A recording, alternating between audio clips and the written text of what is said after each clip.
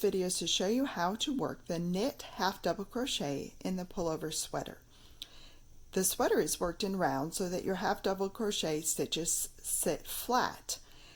But in order to make the ribbed knit-like stitch across the upper top edge of the sweater, then you have to stop turning and work back and forth. And all of the knit half double crochet stitches are worked when you are working on the wrong side or the back or inside of your sweater. So I'm going to give you a short video on how to do that. This is just a replica of perhaps a couple rows of half double crochet when you get ready to do the knit-like stitches. Then you will be working back and forth. And so here's the front. Now we're going to work across, and this is the back of our stitches. So we are going to find that little loop right there. So you have your front and your back loop. Here is the bottom loop right there. That's the loop we're looking for. We're going to go under that and then just continue your half double crochet as you would. So there's your bottom loop. Start your half double crochet, go under that loop, and then continue on.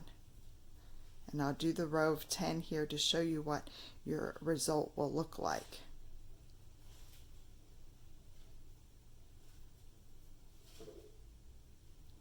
So again, there's the top, and you flip it forward just a little bit and you will find that loop right there. Go under that.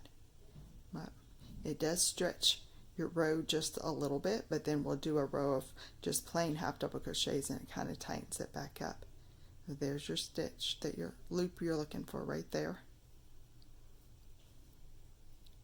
Again, here's your loop that you're looking for. There's your loop that you're looking for. Right here. When you get done to the end of these rows, you will be turning. So on the end, sometimes it's tricky to find. You stretch it out a little bit, and there it is right there. So we finished the 10 knit half double crochets working on the back.